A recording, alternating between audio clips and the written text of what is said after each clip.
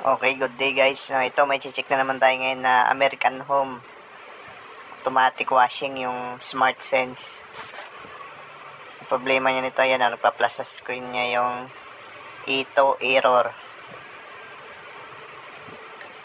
Pag mga ganito guys, ito error, na pag pindot nyo maya maya mag-ito agad.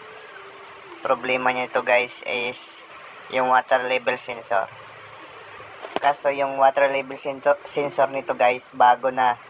Kasi DIY palit ng customer.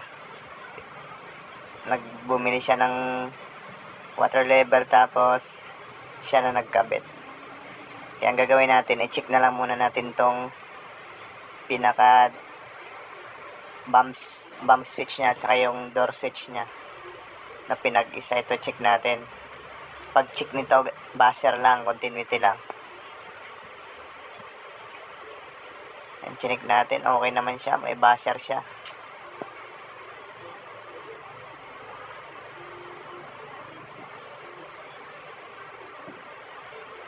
Inayos natin yung check, baka kasi bumibitaw-bitaw. Pero okay naman, ayos naman yung connection niya. Maganda yung kapit ng mga socket. Kaya ang ginawa namin dito guys, binuksan namin yung board. Tapos yung wire nitong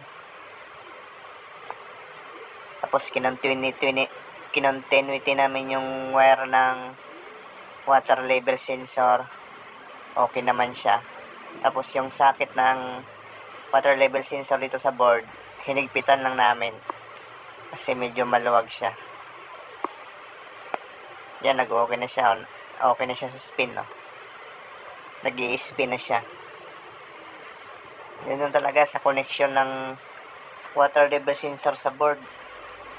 Bumibitaw, kaya nag-iito siya. Yan, okay na ito. Balik na natin sa tamang posisyon niya.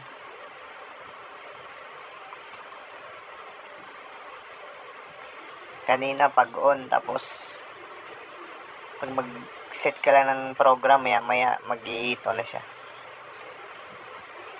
Kahit pinalitan na ng water level sensor.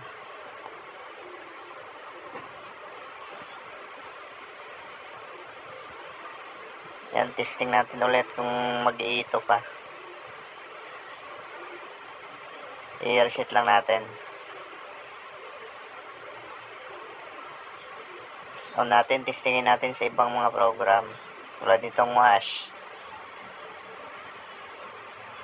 Okay na siya, nagbabalance siya, nagkakarga tubig. Wala na siyang ito. Tapos, ilagay naman natin ulit sa spin. Okay na. Hindi na talaga siya nag-iito. Yan lang yung dahilan guys, yung sakit lang. Maraming salamat. Thank you.